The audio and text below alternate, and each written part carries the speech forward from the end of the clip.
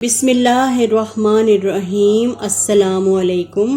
سلطان محمود غزنوی ایک بار دربار میں بیٹھے تھے۔ دربار میں ہزاروں افراد شریک تھے، جن میں اولیاء، ابدال اور کتب بھی شامل تھے۔ سلطان محمود نے سب کو مخاطب کر کے کہا، کوئی شخص مجھے حضرت خضر علیہ السلام کی زیارت کرا سکتا ہے؟ سب خاموش رہے، لیکن دربار میں بیٹھا ایک غریب دیہاتی کھڑا ہوا اور کہا، میں زیارت کرا سکتا ہوں۔ سلطان محمود غزنوی نے شرط پوچھی تو عرض کرنے لگا، 6 ماہ دریا کے کنارے چلہ کاٹنا ہوگا، لیکن میں ایک غریب آدمی ہوں، میرے گھر کا خرچہ آپ کو اٹھانا ہوگا۔ سلطان نے شرط منظور کر لی اور اس شخص کو چلہ کاٹنے کے لیے بھیج دیا گیا اور اس کے گھر کا خرچہ بادشاہ کے ذمے ہو گیا۔ 6 ماہ گزرنے کے بعد سلطان محمود نے اس شخص کو دربار میں طلب کیا اور پوچھا تو دیہاتی کہنے لگا، حضور، کچھ وظائف الٹے ہو گئے ہیں، لہٰذا 6 ماہ مزید لگیں گے۔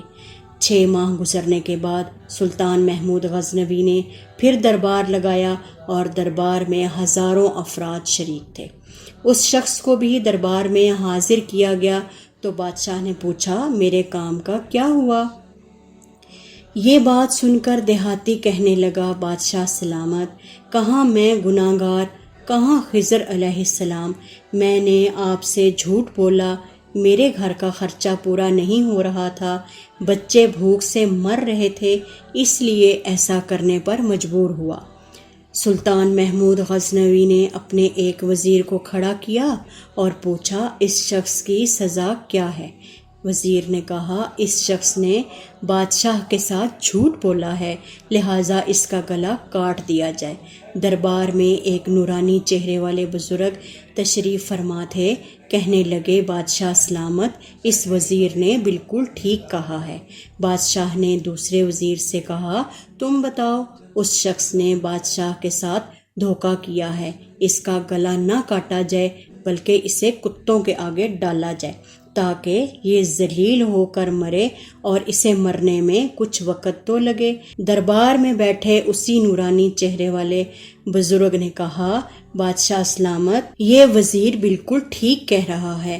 سلطان محمود غزنوی نے اپنے پیارے غلام ایاز سے پوچھا، تم کیا کہتے ہو؟ ایاز نے کہا، بادشاہ سلامت، آپ کی بادشاہی سے 1 سال ایک غریب آدمی کے بچے پلتے رہے، آپ کے خزانے میں کوئی کمی نہیں آئی اور نہ ہی اس کی جھوٹ بولنے کی وجہ سے آپ کی شان میں کوئی فرق پڑا۔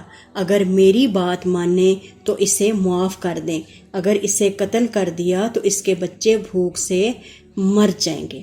ایاز کی بات سن کر محفل میں بیٹھے وہی نورانی چہرے والے بابا جی کہنے لگے، ایاز بالکل ٹھیک کہہ رہا ہے۔ سلطان محمود غزنوی نے ان بابا جی سے کہا کہ آپ مجھے یہ بتائیں کہ آپ نے ہر وزیر کے فیصلے کو درست کہا، اس کی وجہ مجھے سمجھائی جائے۔ بابا جی کہنے لگے، بادشاہ سلامت، پہلے نمبر پر جس وزیر نے کہا کہ اس کا گلا کاٹا جائے، وہ قوم کا قصائی ہے اور قصائی کا کام ہے گلے کاٹنا۔ اس نے اپنا خاندانی رنگ دکھایا ہے، غلطی اس کی نہیں، آپ کی ہے کہ آپ نے ایک قصائی کو وزیر بنا لیا۔ دوسرا جس نے کہا اسے کتوں کے آگے ڈالا جائے، اس وزیر کا والد بادشاہوں کے کتے نہلایا کرتا تھا، کتوں سے شکار کھیلا کرتا تھا، تو اس نے اپنے خاندان کا تعارف کرایا۔ آپ کی غلطی یہ ہے کہ آپ نے ایسے شخص کو وزارت دی، جہاں ایسے وزیر ہوں گے وہاں لوگوں نے بھوک سے ہی مرنا ہے۔ اور تیسرا ایاز نے جو فیصلہ کیا تو سلطان محمود سنو، ایاز سید زادہ ہے۔ سید کی شان یہ ہے کہ سید اپنا سارا خاندان کربلا میں ذبح کرا دیتا ہے، مگر بدلہ لینے کا کبھی بھی نہیں سوچتا۔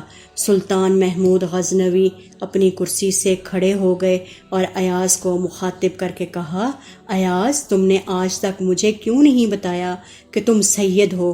ایاز کہنے لگا، آج تک کسی کو اس بات کا علم نہ تھا کہ ایاز سید ہے، لیکن آج بابا جی نے میرا راز کھولا ہے، آج میں بھی راز کھول دیتا ہوں، تو سنو اے بادشاہ سلامت اور درباریوں، یہ بابا جی کوئی عام ہستی نہیں ہے، یہی حضرت خضر علیہ السلام ہے۔ لبيك اللهم لبيك لبيك لا شريك لك لبيك إن الحمد والنعمة لك